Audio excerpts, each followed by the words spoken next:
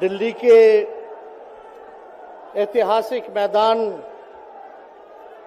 रामलीला मैदान में आयोजित लोकतंत्र बचाओ रैली में उपस्थित हमारे इंडिया अलायंस के सभी हमारे नेतागण, कार्यकर्तागण, पदाधिकारीगण,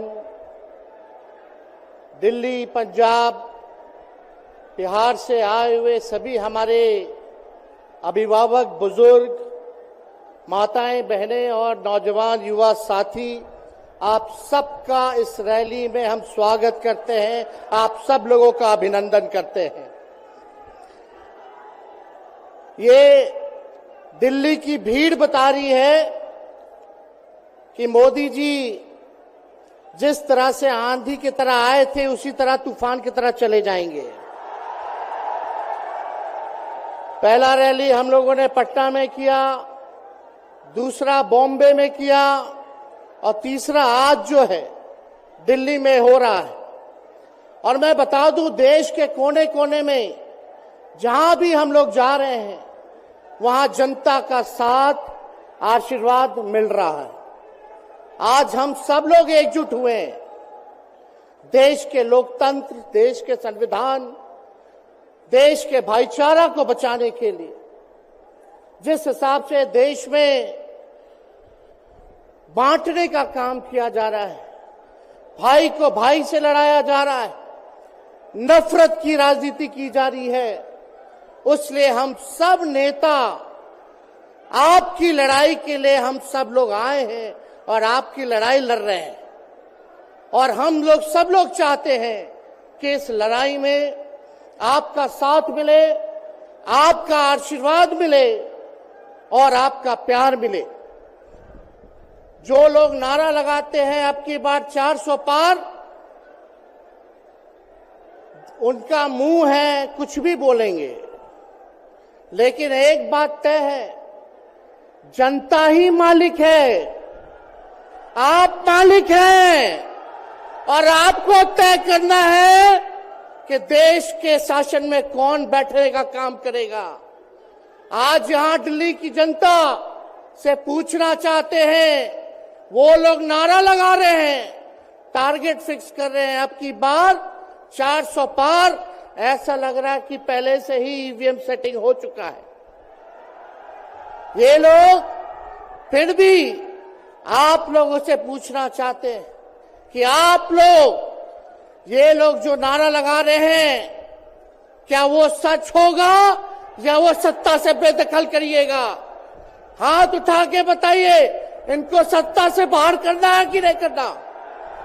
आज हम सब लोग देख रहे हैं कि देश में अघोषित इमरजेंसी लागू हो चुकी है।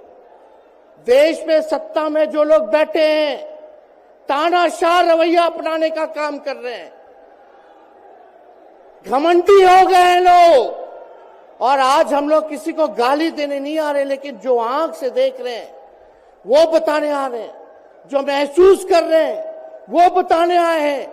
सत्ता में लोग जो बैठे हैं, विपक्ष का धर्म बनता है, कर्तव्य बनता है कि उनसे हम लोग सवाल करें। आज मेरा मानना है कि देश में सबसे बड़ा अगर दुश्मन है तो बेरोजगारी है, महंगाई है, गरीबी है। आज यहाँ लोग हैं, नौजवान हैं, नौजवानों से पूछना चाहते, बताओ कितने नौजवान यहाँ जो हैं मोदी जी ने नौकरी दिया? हाथ उठा के बताइए। कोई नहीं मिलेगा। मोदी जी ने कोई नौकरी नहीं दी, सब कुछ जो है प्राइवेटाइज कर दिया।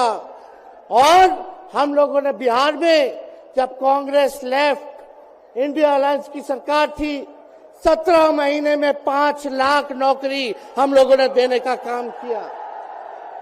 आज किसान तबाह है, युवा परेशान है, लेकिन किसानों से मोदी जी को मिलने का समय नहीं है। मोदी जी मिलते तो प्रियंका चोपड़ा से मिलेंगे, किसानों से नहीं मिलेंगे। अक्षय कुमार को इंटरव्यू देते थे पिछले चुनाव में, इस बार बिल गेट्स को बुला करके इंटरव्यू देने का काम कर रहे हैं। लेकिन किसानों की समस्या कैसे हल होगी ये नहीं बता रहे। किसानों से उन्होंने पिछले चुनाव में वादा किया था कि उनका आय दुगुना करेंगे। आज किसानों पर मोदी जी ने तलवार चलाने का काम किया है, जो हमारे अन्नदाता हैं।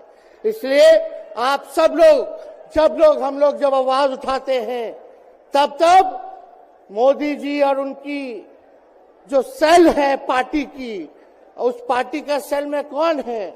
ईडी है, सीबीआई है, इनकम टैक्स है। लालू जी को तो कई बार सताया गया, मेरे ऊपर मुकदमा किया गया, मेरी मां पर, मेरी बहनों पर, मेरे जीजाओं पर, मेरे पिता के जितने संबंधी थे सब पर केस मुकदमा किया। अभी बिहार चले जाइए, कई हमारे नेताओं पे छापेमारी चल रही है, कई जगह ईटी का रेड चल रहा है, आईटी का रेड चल रहा है, लेकिन हम लोग घबराने वाले लोग नहीं। आज देश में जिस हिसाब से हेमंत सोरेन जी को और अरविंद केजरीवाल को गिरफ्तार करने का काम इन बीजेपी के लोगों ने किया है, तो उनको हम बता दें कि इनके गीदड़ भपकी से हम लोग डरने वाले नहीं हैं।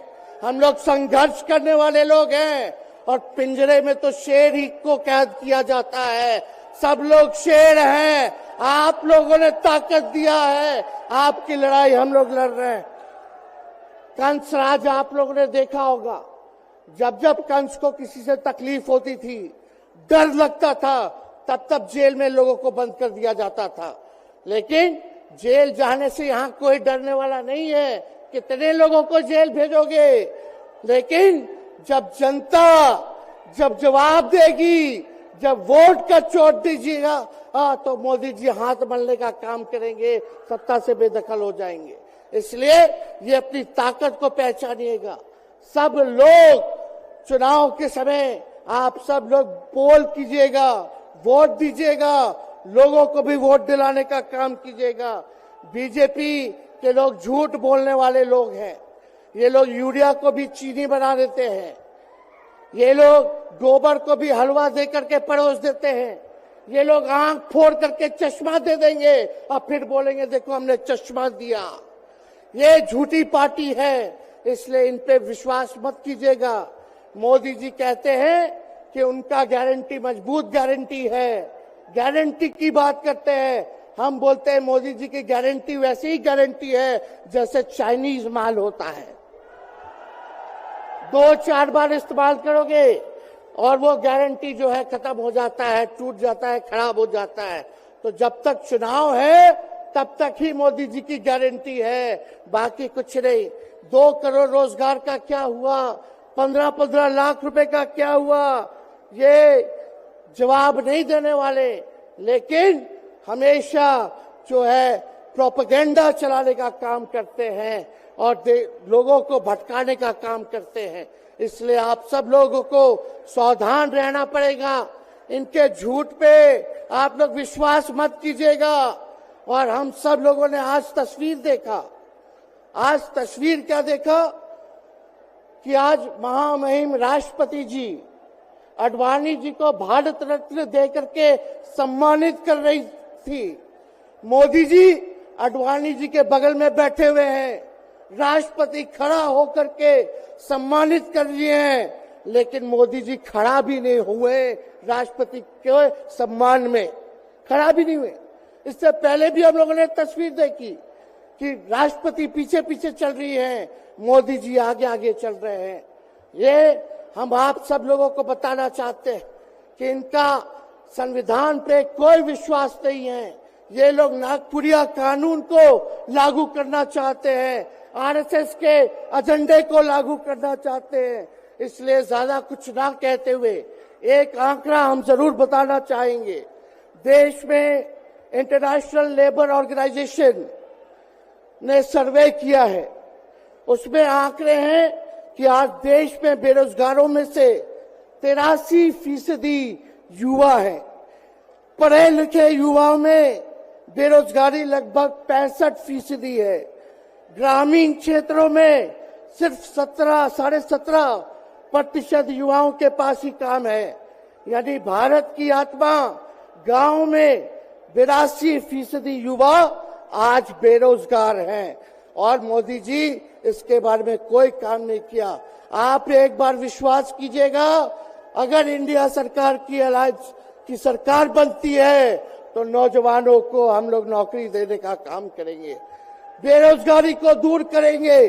और जाते जाते बहुत सारे नेताओं को बोलना है, लेकिन एक अंत हम करेंगे एक गाने के साथ। और आप लोगों ने गोविंदा का फिल्म का एक गाना सुना होगा कि तुम तो धोखेबाज हो, वादा करके भूल जाते हो। रोज रोज मोदी जी तुम ऐसा करोगे, रोज रोज मोदी जी तुम ऐसा करोगे, जनता जो रूठ गई तो हाथ मलोगे। अरे तुम तो धोखेबाज हो, वादा करके भाग जाते हो। तो आप सब लोगों को बहुत बहुत धन्यवाद।